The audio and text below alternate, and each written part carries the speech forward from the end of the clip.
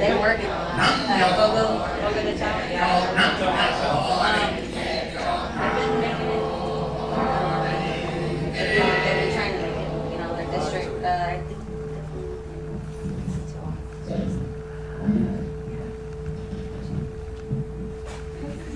It's on. Hi. Hi. Good afternoon and welcome everybody to Asako Skarda's memorial ceremony. I have something I need to tell you before we get started so you know what's going to happen. It says, in Nichiren Daishomi's Buddhism, birth and death are constant manifestations of eternal life, continuing through past, present, and future. Buddhism teaches us to live and practice with the insight that now is the last moment of life. In this way, we make every moment count, and we live a life without regrets. In the book Unlocking the Mysteries of Birth and Death, SGI President Daisaku Ikeda, who Asako Skarda respected and admired, said that throughout our eternal lives, we continuously undergo the natural cycle of birth and death. At death, our life merges back into the life of the universe, much in the same way that the spray of the waves dissolves back into the waters of the ocean. Shakyamuni regarded his own death as a means to lead others to enlightenment. Likewise, every individual's death is a means to an end, that is, a means to our rebirth. We do not die for nothing. We die in order to start a new life. The fundamental purpose of death, then, is to allow us to be reborn in the next phase of our eternal life cycle. Today's memorial service for Asako Skarda signifies the next phase of her eternal life. Through chanting the phrase Nam Myo Horenge Kyo, we are sending the most powerful prayer to Asako Skarda for peace and happiness. In addition, we will recite portions of 2 chapters of the Lotus Sutra, which explains that everyone holds the potential for enlightenment and that life itself is eternal. As we recite the Lotus Sutra, our prayers will be directed to the scroll in the altar called the Gohanzan, which is the object of fundamental respect and devotion. We welcome you to join us as we chant for the happiness, enlightenment, and new life of Asako Skarda. During the recitation of the sutra, we will begin offering incense on the right side of the room, If you'd like to sign that. which is an expression of our prayer, and everyone is welcome. She's gonna go ahead and sign it. If there's anybody in the room who's never done donation of incense, we have ladies that will help you do that. So feel free to participate if you've never done this before. So one other thing, if you have phones with you that are not turned to vibrate or silent, please do that. And also, please do not take pictures in the direction of the Gohanzan while the Butsudan is open. So on behalf of Susan and family, we thank you all for being here in the celebration of the life of Asako. Thank you so very much.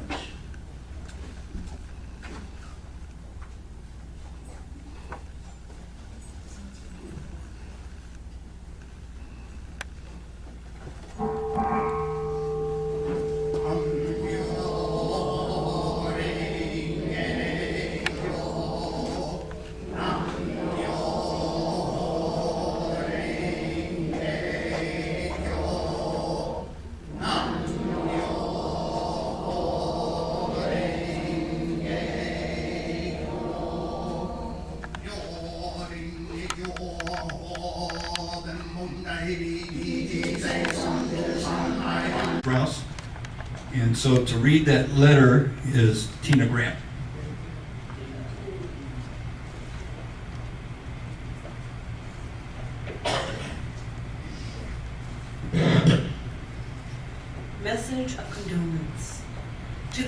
family and friends of Mrs. Asako Skarda. From the bottom of my heart, I would like to express my sincerest condolences to each of you gathered here today to honor and celebrate the life of Mrs. Asako Skarda, especially to her daughter Susan, sister Chiyako, and brothers Masao and Toshio. My thoughts and prayers are with you. Mrs. Skarda was a treasured pioneer of our world peace movement, practicing for 43 years. I understand that she poured her life into courageously introducing many people to Buddhism and helped lay the foundation of the SGI in San Antonio, Texas. Mrs. Skarda's faith and compassion inspired and encouraged all of us, and her care for those around her has doubtlessly enveloped her life in boundless good fortune.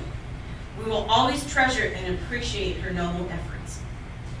SGI President Daisaku Ikeda shares, quote, "From the perspectives of Buddhism, the end of this life is a departure towards our next existence. Life-to-life ties forged in this present existence are not served or extinguished by death, though they may be invisible like radio waves. These connections endure eternally. With this deep conviction, though the sadness of loss may linger, there will be no sense of loneliness. Tears of sorrow will eventually turn into tears of fresh commitment. Surviving family members, loved ones, and friends of the deceased will be able to look ahead to the future positively. Family members of the deceased in particular will be able to gain the courage and energy to live to the fullest, not only for themselves, but for the deceased, striving not as mere survivors, but as successors who share and carry on the deceased aspirations. I am confident that Mrs. Skarda will quickly return to fulfill her mission as a bodhisattva of the earth and work for world peace together with us again. We will definitely be reunited with her and continue our bonds of family and friendship for lifetimes to come. Let us take her vibrant spirit to heart and make the most of each day. Through our victories, we can express our appreciation for Mrs. Skarda and attest the beautiful life that she lived. I am sending my heartfelt prayers for the eternal happiness of Mrs. Asako Skarda and for the prosperity and advancement of you all, her family and friends. With my deepest sympathy, Aidan Strauss, General Director, August 12, 2017. Being able to support in whatever way we can.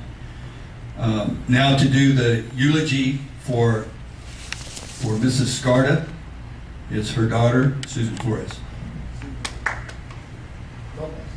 Oh, I'm sorry. My goodness, Susan Lopez.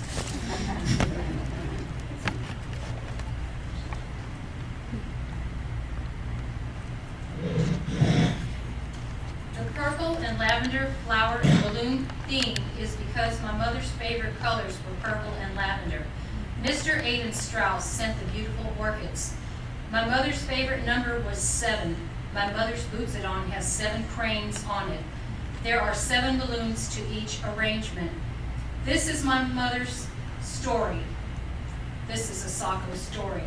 My mother, Asako Skarda, was an amazing person. She was an outstanding human being. She never gossiped, she never discriminated against anyone, and she would never repeat anyone's secrets. She was such a fine and wonderful Buddhist SGI member.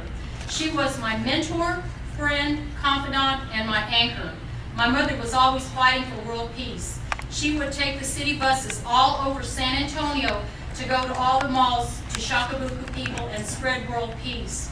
My dad, brother, and myself would constantly worry about her taking the buses, but she would tell us, "Don't worry, Shoten Zenjin will protect me." My mother got her driver's license at the age of 45 for the purpose of helping other members in spreading Kosen Rufu world peace. Again, we would constantly worry about my mom driving, and again she would tell us, "Don't worry, Shoten Zenjin will protect me." My mother told us the most she shakabuku'd in one day was over 80 people. She would tell everyone the fastest way to change one's karma is Shakabuku because you are speaking on behalf of the Gohonzon, and the voice does the work of the Buddha.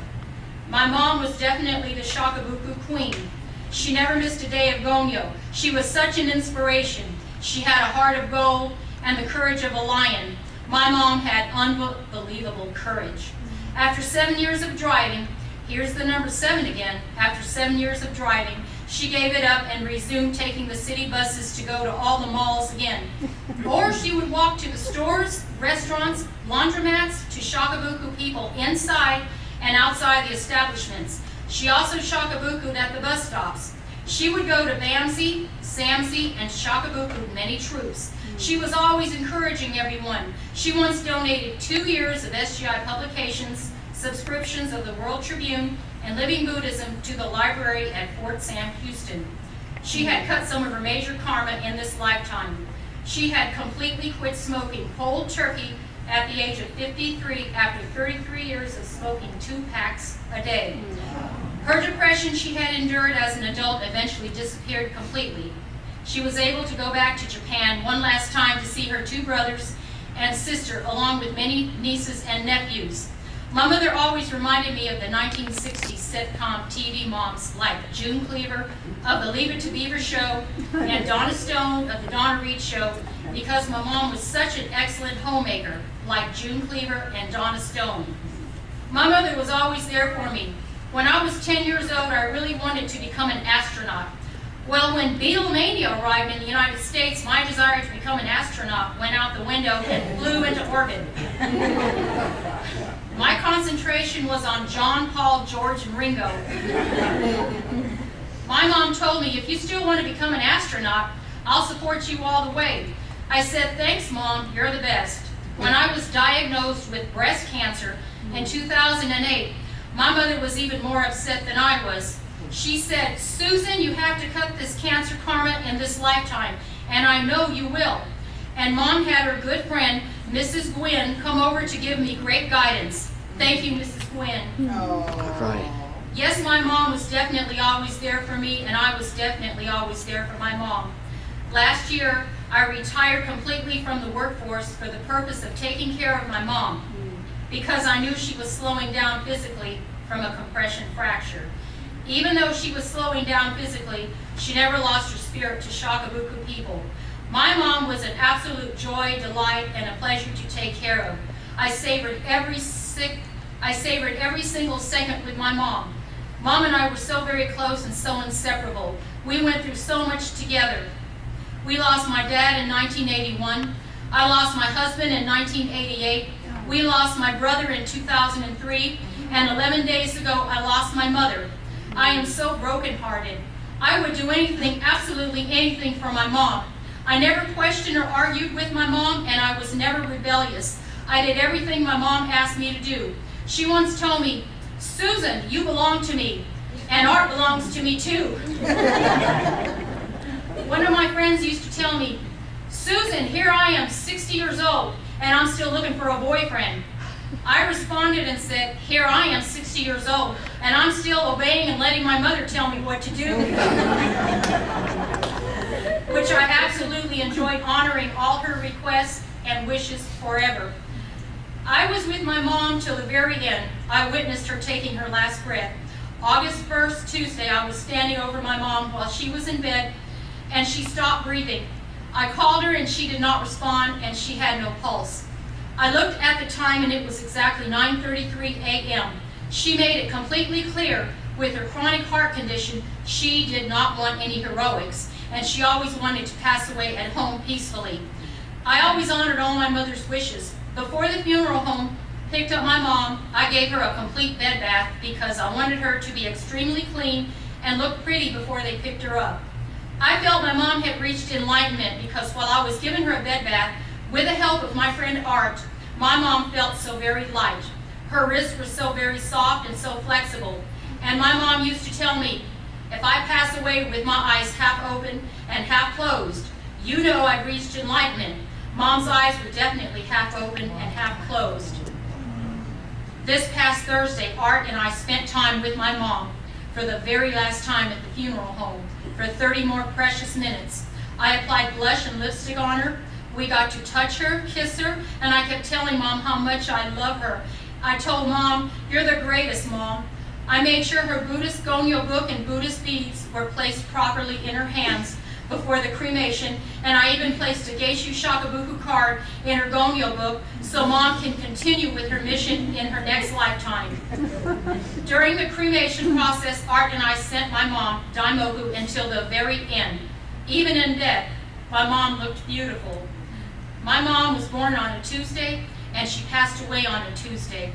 My mom's final resting place will be in Whittier, California.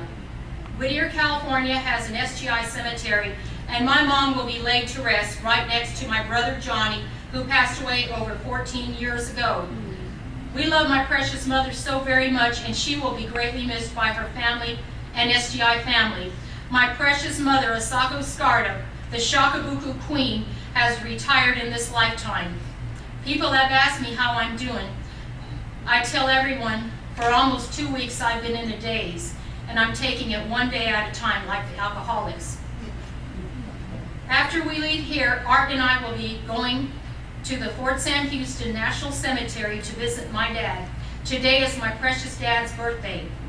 I would give up everything I have in this lifetime and live under a bridge if I could have my precious mother back. People have told me my mom was so lucky to have me. The fact is, I was the lucky one. I want to thank everyone from the bottom of my heart for your support and your prayers. Y'all have been so awesome. Thank you all so much. Always see Ms. Skarda walking down Corinne Avenue, and she wasn't at a bus stop shakabukuing somebody. She was at a store, or I'd run into her coming from the grocery, and I always ask her, "Can I give you a ride?" And she goes, "No, I'm right there, across the street or whatever." And it's like, I couldn't help but feel her strength. And I was told a story just recently. She was shakabukuing a group of people at a bus stop, and there happened to be a member that was sitting on the bus stop too at the same time, right? So she goes through shakabuking all these people, and so the member comes up, "Oh, I'm a member," and she immediately says, "Why weren't you shakabuking?" She's always instructing us to do that, I'm going to miss her so much, I really will. And we love you guys, Susan and Art. My condolences and my prayers with you, the entire family. As many of you here know, my mother passed away this year in January, and then we had just almost exactly a month ago the memorial for her. And I didn't know Mrs. Skarda very well. I had a handful of conversations with her, always wonderful, inspiring conversations, brief. But I can attest to the greatness of Mrs. Skarda. Several years ago, my mother called me up and she said, this woman approached me at the store, and she started talking about the practice you do, the chanting Nam Myoho Renge Kyo. And I said, "Oh, can you? Who was it?" She said, "Well, I don't remember the name. She's a Japanese woman, I'm pretty sure." And I said, "Well, that really narrows it down." And I asked her more questions, but I couldn't figure out who it was. So I just chanted with appreciation for whoever it was, and then probably a year later, I was in the front here coming into the community center, and Mrs. Skarda was walking in, and I walked by. I said, "Hello, Mrs. Skarda." She said, "Oh, you have a beautiful mother. She's so beautiful. I met her at the store. I was talking to her about this practice, and she told me, oh, my son does that practice." So Mrs. Skarda, other than me, is the one person in her lifetime that shakabuku my mom, and she will forever have a golden place in my heart because of that. And thank you, Mrs. Skarda. And it was an honor to know her, and it's an honor to chant for her now, her happiness. Thank you. Be signing. Please.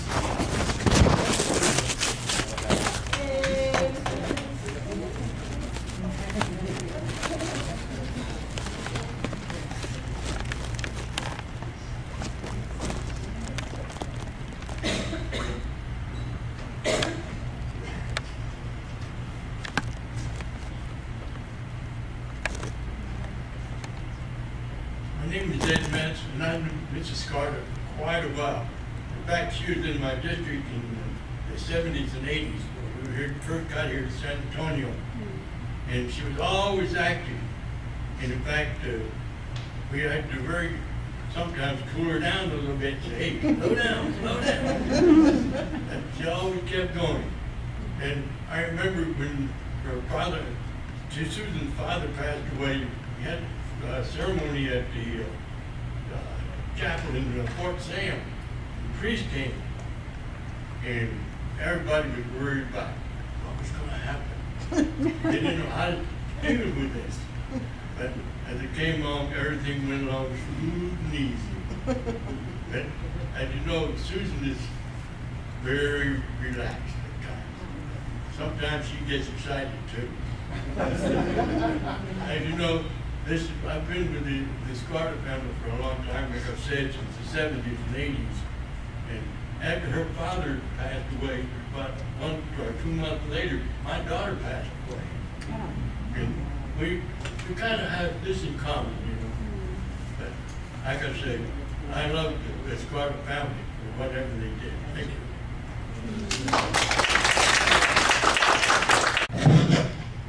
Hi, I'm not so used to talk with in front of the people. And then I worked last night, so I slept only for 5 hours, so my mind is a little bit cuckoo. So please bear me. I think sorry, I'm a little bit emotional. Because I feel like this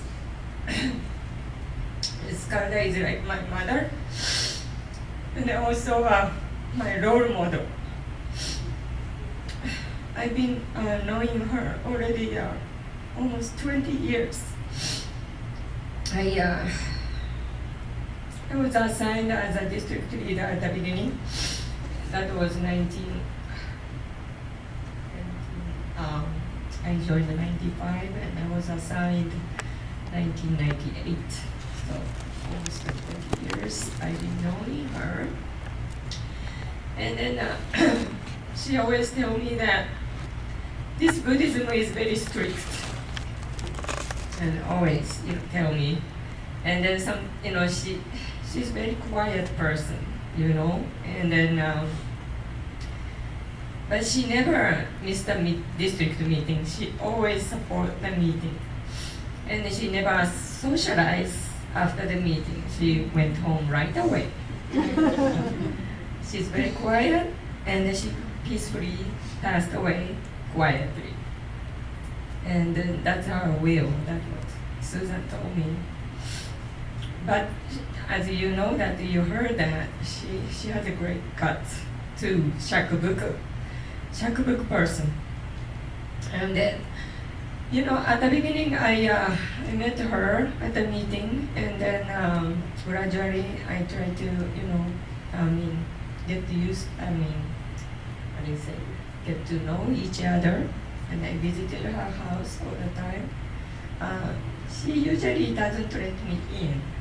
She has a gate, and then we talk to each other through the gate.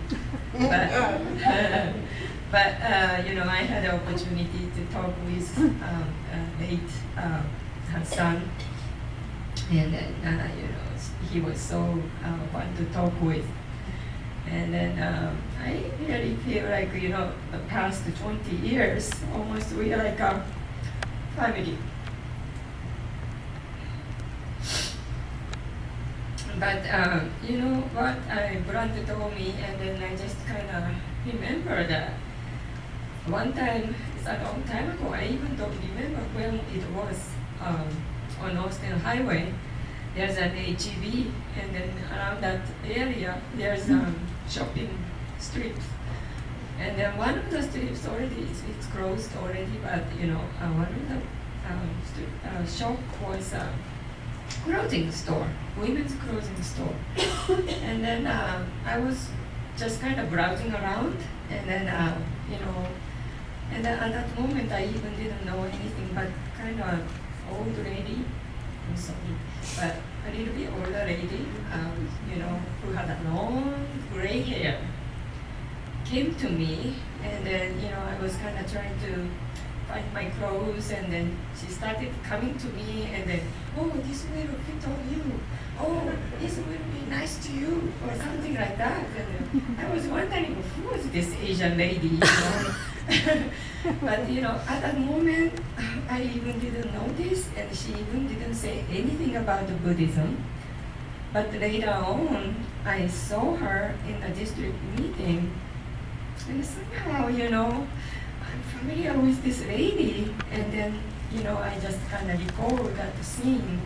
I met her at the store, and then when I met her in the district meeting, she had a shortcut, so I even didn't realize that long hair, doesn't match with her.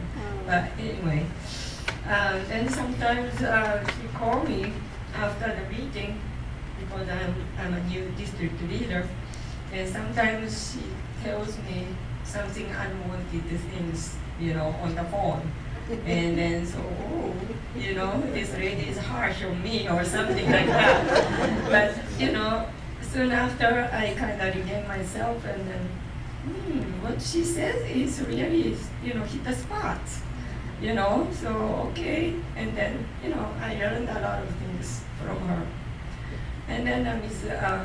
Gwyn told me a lot of stories, about Ms. Skarda.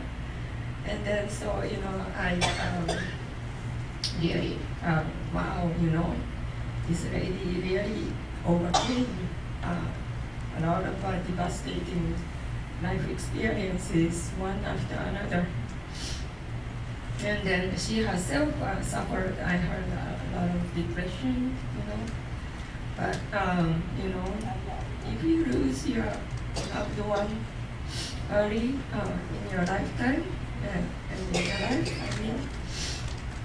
your husband and then your child, especially, your son or daughter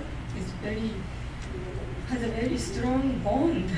And then if you lose it, the person, it's really, really hard. But she never been, swayed by those, diversity, and then she's really, really strong person. But I came through my son's experience that I really kind of understand that how deep this Buddhism is, and whenever we are in a really down the bridge, it is really hard. But I think that Ms. Skarda knows that the great principle is Buddhism. That's why she overcame one after another. And then when we focus on our misery, it's very, very difficult to overcome or stand up again. But she really understood Nichiren Daishonin's Buddhism, and I just kind of wants to leave. I'm sorry, I want my glasses.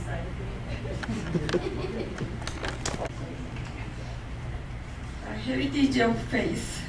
The spirit with which Nichiren practiced Buddhism is the model for all his followers. He set the example for a life of happiness and victory. To make the Daishonin's spirit our own is what we refer to as the heritage or lifeblood of faith. Rather than through formal ceremonies or secret teaching, we inherit this lifeblood through our own efforts to practice as Nichiren did, thus reaping the ultimate rewards of Buddhist practice. And then also,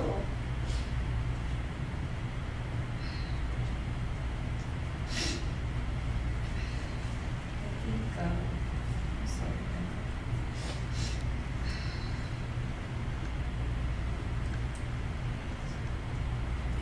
Without this is a strict, I think Ms. Skarda always maybe thought about it. Without determination and practical efforts to spread the mystic law, the Daishonin's teachings becomes nothing but empty words. Buddhism practice exists not only so we can become happy, but also so that we can lead others to do the same. Practice for self and others then is like two wheels on a cart. If we want to make progress, both wheels should roll together in harmony. When we give hope and encouragement to others, we ourselves also grow. So through we speak of practice for others, it is we ourselves who ultimately benefit. So, this is I really kind of feel like I have to shakubuku. Shakubuku is a real, true joy of our practice. So if we don't do that, we don't get anything, honestly saying. Just we practice, of course, always believing in Nam-myoho Renge Kyo, we enlightened in our lifetime, but we really have to work on it. And then that's Mrs. Skarda told us. Thank you so much.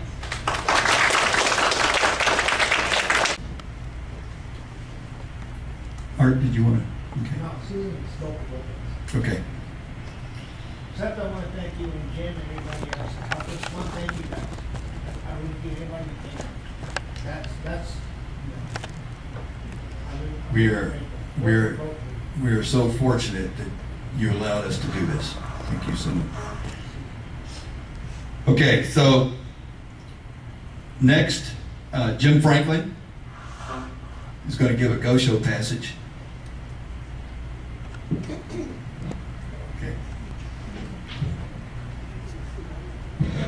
Good afternoon. This passage I use quite often, but I like it. It's called From the Heritage of the Ultimate Law of Life. The Shakyamuni Buddha, who attained enlightenment countless kalpas ago, the Lotus Sutra that leads all people to Buddhahood and we ordinary human beings are in no way different or separate from one another. To chant Myoho Renge with this realization is to inherit the ultimate law of life and death. This is a matter of the utmost importance for Nichiren's disciples and lay supporters. And this is what it means to embrace the Lotus Sutra. For one who summons up one's faith and chants Nam-myoho Renge with profound insight that now is the last moment of one's life, the sutra proclaims, when the lives of these persons come to an end, they will be received into the hands of 1,000 Buddhas, who will free them from all fear and keep them from falling into the evil paths of existence. How can we possibly hold back our tears at the inexpressible joy of knowing that not just one or two, not just 100 or 200, but as many as 1,000 Buddhas will come to greet us with open arms? Thank you. That's our appreciation to everybody who came to celebrate the life of Mrs. Skarda. And following Daimoku Sancho, there's some refreshments set up over here on the other side of the hallway. Thank you to Susan, Art, and to all the members who brought food that we could share together. So, you gotta know this.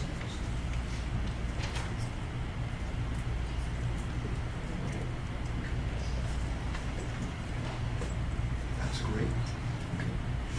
So we're going to do Daimoku Sancho, and then Susan asked if we could all sing Forever Sensei together after we do Daimoku Sancho.